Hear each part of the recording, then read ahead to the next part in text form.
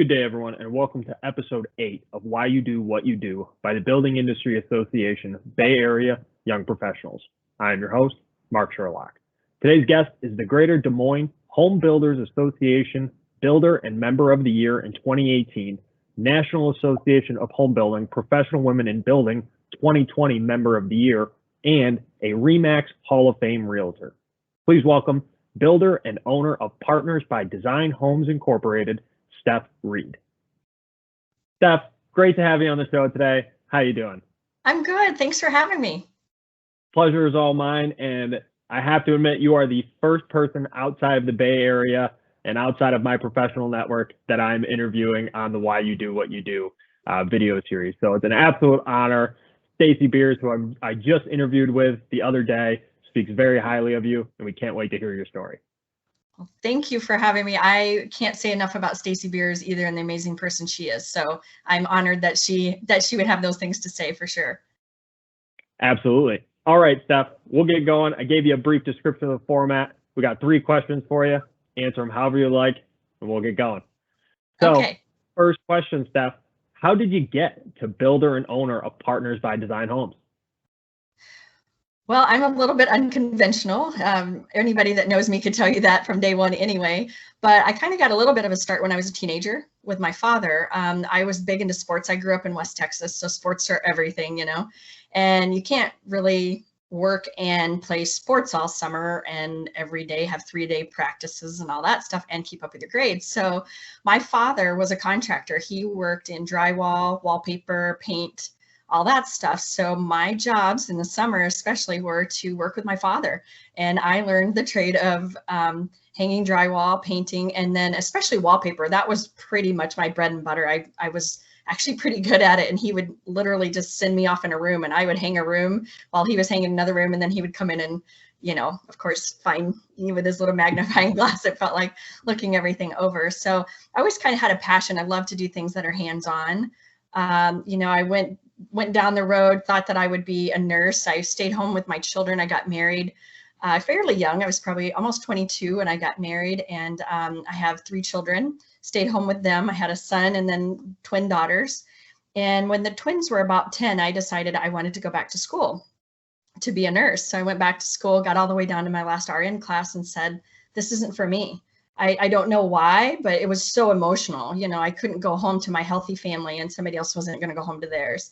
So I said, I got to find something else to do. So I became pro at the Wii in all the sports. And then one day my husband says, look, I appreciate that you're pro in all these sports, but you really need to go do something else. I just think you're wasting away. And he says, what about real estate? And I said, you know, I've always been interested in real estate. So I got my real estate license in 2009, the worst time in the whole world to get your real estate license.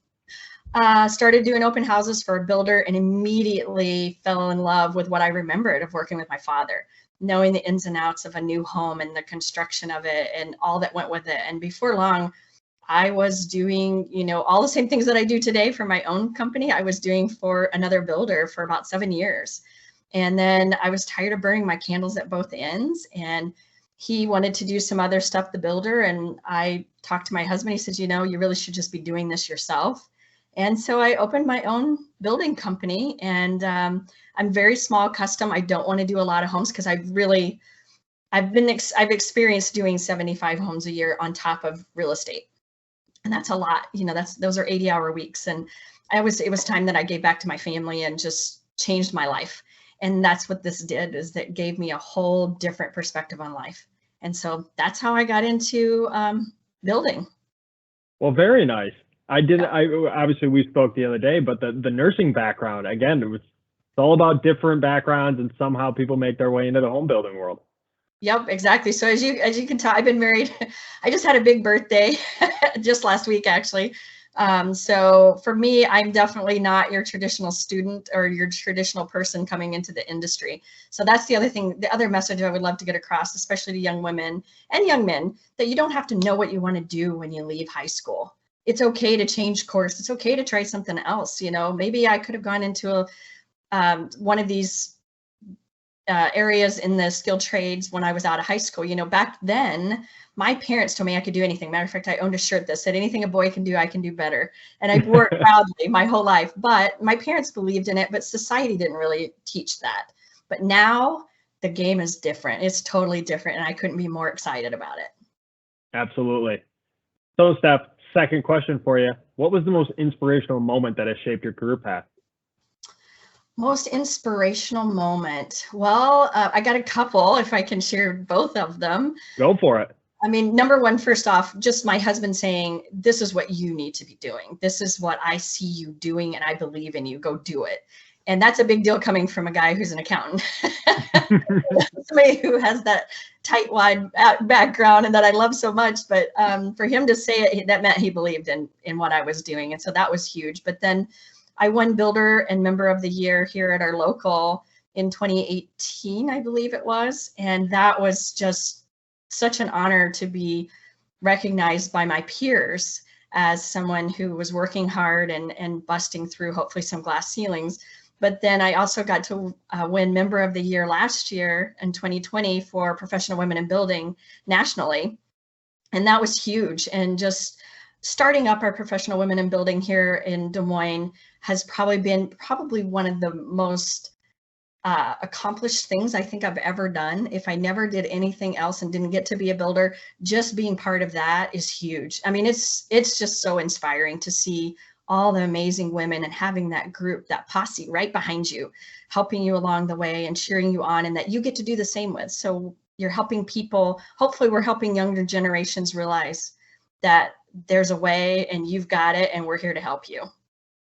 And because of that organization, I'm grateful to be having this conversation with you right now. And we can't thank YP enough either, because honestly, that was one of our big goals at Professional Women Building nationally, is how do we get younger women in this? Because a lot of people were like, believe it or not, there's more people like me in this industry. Maybe didn't get quite as late a start as I did, but they're my age and even older, who have been trying to get other women to step up to the table and take their seat because they've been there. Our amazing chairperson, Karen Schroeder, says that all the time. There's a seat at the table, come get it. And I couldn't say that enough. But now we've got some young professionals in our group with Heather Lamanek and Erin LaCorn. And we just feel so blessed to have them and know that we're, hopefully making some waves there, and they're making waves with us. And that's what we want. And mentorship, in my opinion, goes both ways. Absolutely. Yes. And I would love to reach out to them, have a possible conversation with them, and just to expand the young professional network across the Building Industry Association, because it's clearly shown its gains and what we can do across the country. Absolutely. So Steph, third and final question, the theme of the show, why do you do what you do? I think the biggest reason I do what I do is because it matters to other people. I mean, not that I don't enjoy it, because I do. I love it. I love it. And I found myself doing it. But I think now what drives me every day is knowing that somewhere along the way, some other little girl is going to see it and go, hey, I want to do that. I can do that too. And I hope that that's what it does. Well, very nice.